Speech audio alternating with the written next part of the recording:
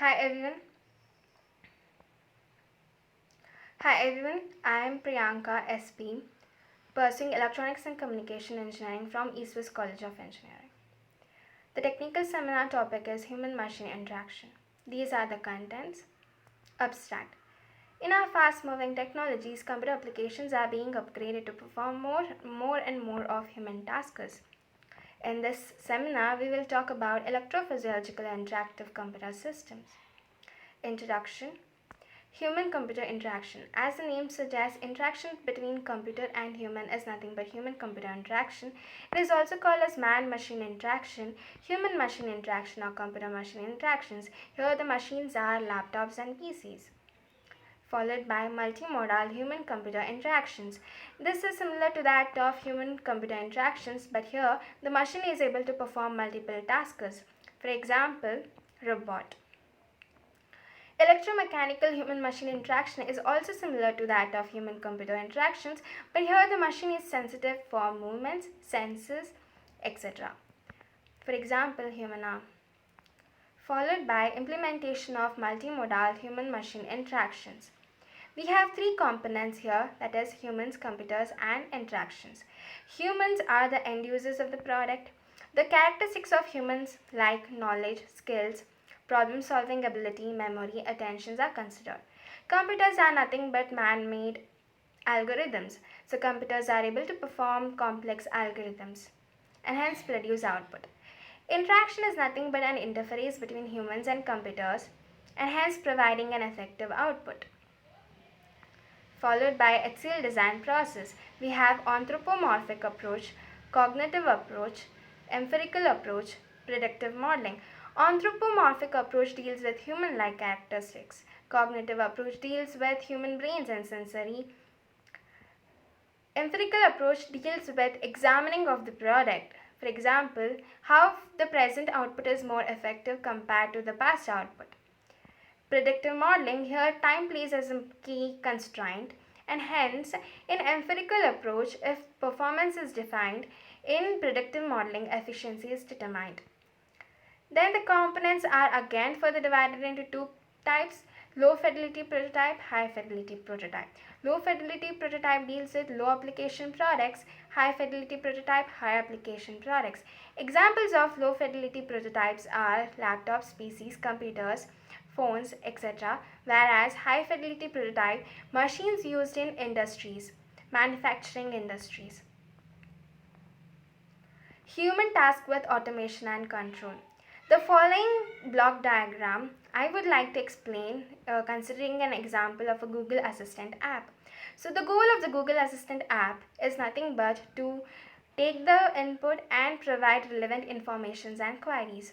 So in controlling, we will deal with the tasks performed by Google Assistant apps. The tasks are receiving input in the form of image, text and voice, providing informations in the form of image, text and voice.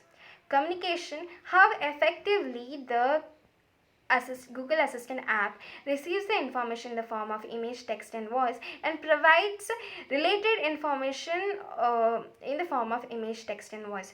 Monitoring, is nothing but dealing with the Google Assistant app, like how the present output is more efficient than that of the past output and how the future output can be more efficient. For example, if I had typed like hello world for 3 times, the fourth time the computer itself recognizes that I would start my conversation with hello world.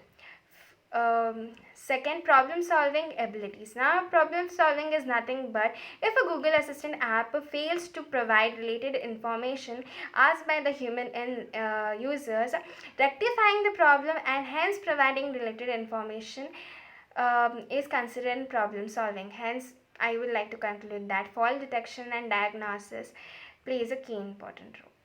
followed by traditional and advanced functions. In traditional functions, we dealt with single user and single machines, whereas in advanced functions, we deal with multiple users and multiple machines. Hence, a network click comes into pictures, whereas machines work on knowledge-based data and libraries.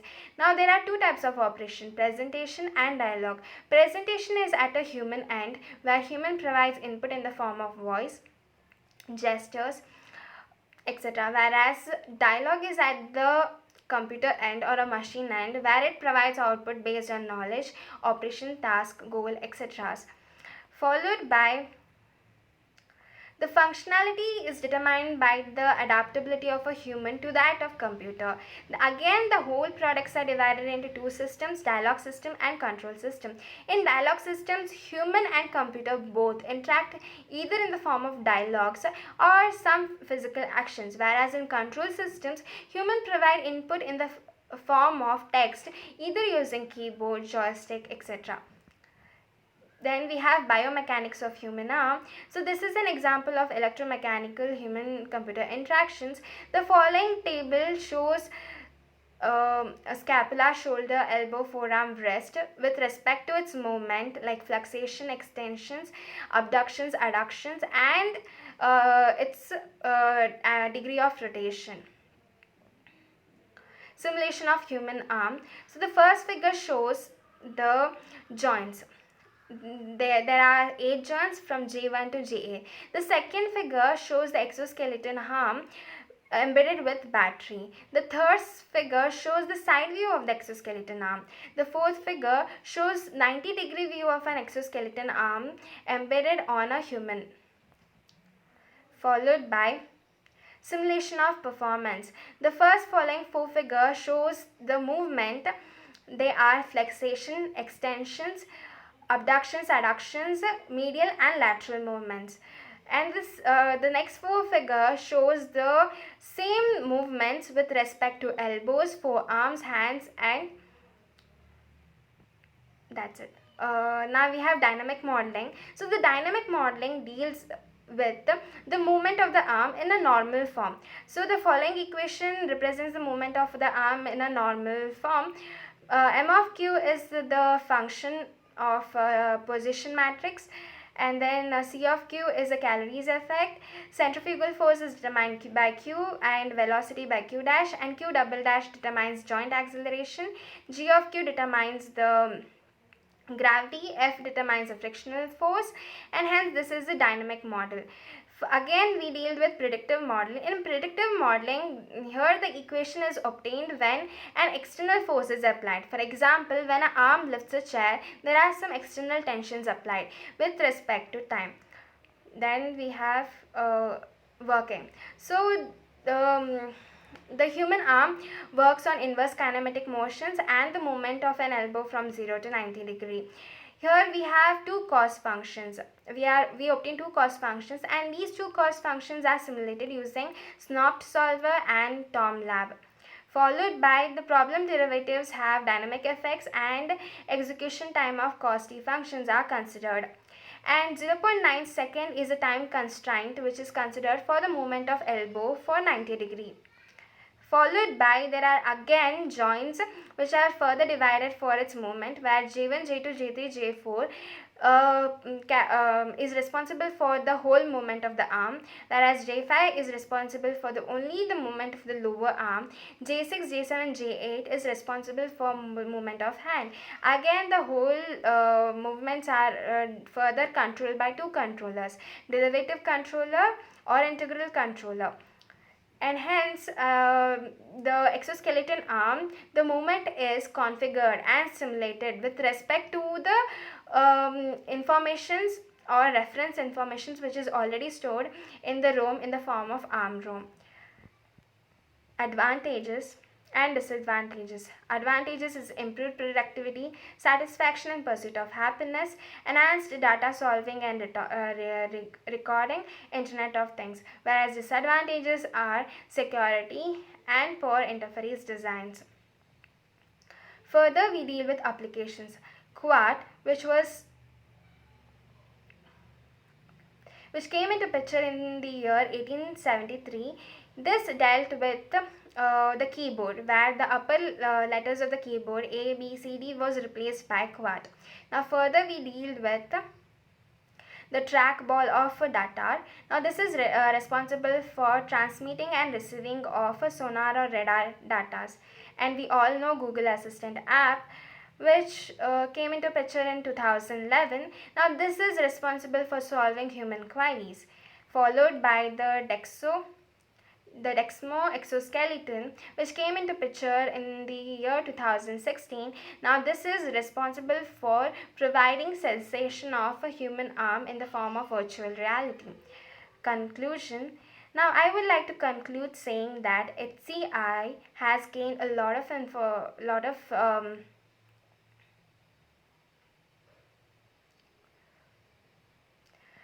I would like to conclude that HCI has gained a lot of interest in artificial intelligence.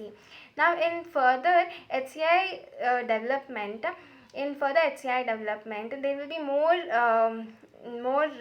more computer applications or machines developed which are even more sensitive to human senses, and hence would like act as a human and provide more benefits to the human society. Future scope, we have already seen the example of Sophia. Now the Sophia mimics the human, but it takes some time to respond like a human. So in future we might even deal with human made machines which acts as a human and mimic human even in more sensitive cases, and hence bringing the virtual reality into picture.